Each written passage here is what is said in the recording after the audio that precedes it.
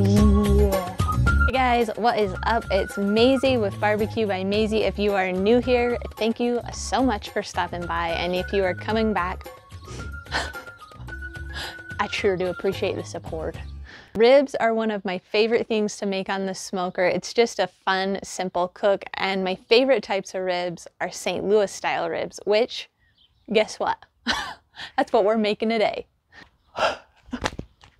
I have got a phenomenal rack of St. Louis style ribs from Open Prairie Natural Meats. I cannot wait to get this on the smoker. You can get a rack of spare ribs and trim it down to St. Louis style, which is what this is. A little bit about the method I used to cook my ribs. When I first started cooking, all I ever saw about ribs was 3-2-1. Now, I don't have anything against the 3-2-1 method other than I just don't like it. It's not how I like my ribs cooked. For me, they just tend to be a little bit overdone. But if you like it, then keep doing it. Make sure you're cooking the food that you like. So the method that I like to use is I cook at a lower temperature to get that smoke flavor in the ribs for about 4 hours. I'm mostly going off of the color that is on the ribs. Once I have achieved the color that I like, that's when I wrap, and I wrap it with just a teeny bit of liquid so that it kind of steams the ribs to help them cook. And I will do that for about an hour, and then at the very end I'm going to unwrap them, kind of let those ribs breathe, and at that point is when I would glaze them or sauce them. So it ends up being about a 6-hour cook process. So those times that I use are more of a guide, but I'm really going off of color and feel throughout the cook, and I will show you what I'm looking for so you know what to look for when you're at home. I do like to remove the membrane on my ribs, but you don't have to. You could always leave the membrane on or just score it so that it isn't as tough when you take each bite when they are all done. I want to point out before I even open this package, the marbling on these ribs is fantastic. This is gonna be a good meal. What are you doing? Let's go. Come on, let's go prep these ribs. Okay, so on the back, I took off the membrane and I trimmed up here. There was some extra meat and fat. Okay, on this side of the rib, there was about that much of extra meat. It starts to kind of get thinner on one side, so I choose to cut that off and cook it separately because it's just going to burn if you leave it attached. So I trimmed that off, and then on the front over here there was just kind of some extra fat, and I just kind of squared this off. And yeah, that's just mostly me being picky. You don't have to do all that. Just remember that if there is a thicker side and a much skinnier side, that the skinnier side is going to get cooked first and begin to burn. So you want to try and make sure you've just got one nice even thickness piece of rib. You guys are like, come on, Maisie, will you please, for the love of everything, stop yapping? And I will. Let's get seasoning. I like to use mustard as a binder. It's not completely necessary if you don't want to. You can't taste the mustard once these ribs are cooked. You're just giving something for your seasoning to stick to. I love spicy ribs, so I'm gonna do a spicier sauce and glaze on it. So I'm using a sweet heat rub from Pit Boss to kind of start layering that heat on there. Make sure you get both sides. I go pretty light on my mustard. Some people like to really slather it on. I'm not a slatherer. This part just makes me happy. It's calming. I just like to pat it in. It's just like patting a baby's bottom. There you go, ribs. Okay, so I get my ribs ready before I turn on the smoker because I like to let them sit and just let that rub sweat out on them. So now that we have our ribs prepped, I'm going to turn the smoker to 225. Our grill is up to temp at 225, and I'm going to put the rack of ribs on the left side of the grill. The reason I do it on the left is right here in the Pit Boss is where my fire pot is. So I don't want it to be directly over that. I just want it to be off to the left side. So these ribs are just going to be in the smoker at 225 until we wrap them in about 4 hours. I will check on them in about 2 hours to see if they need spritzed.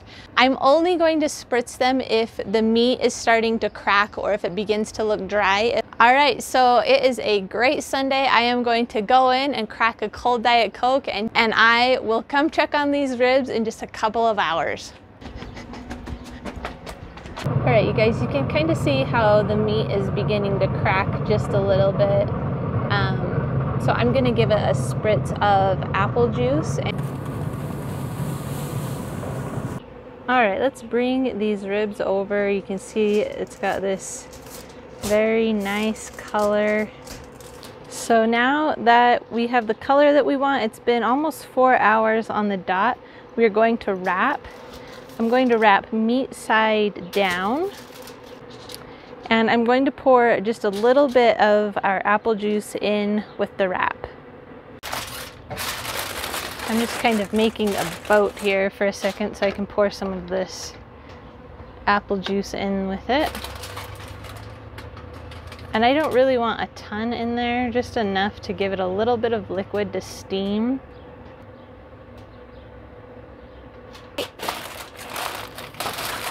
And I used 2 pieces of foil.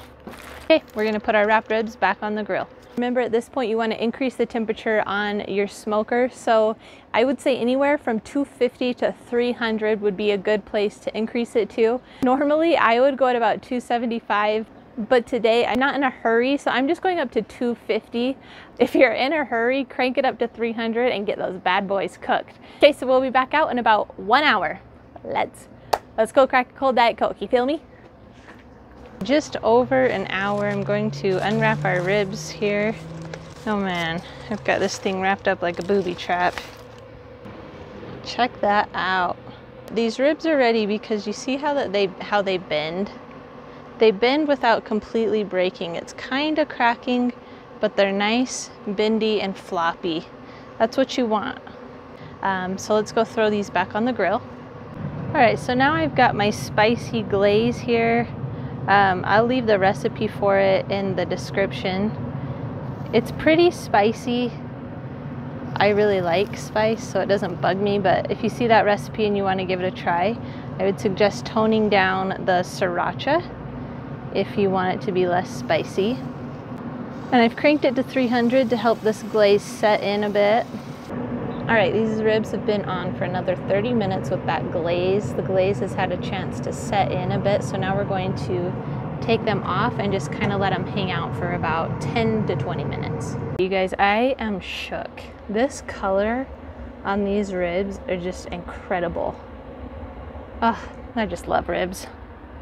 Okay, you guys, I cannot leave you without trying these ribs. That glaze smells insane.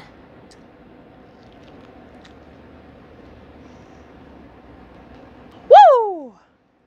That is straight bussin'. Whoa, that is a good rib. The bite on that rib was absolutely perfect. If you're looking for a rib that doesn't just fall off the bone and has a nice bite to it, give this method a try. Quick review, it's 4 hours at a low temperature such as 225.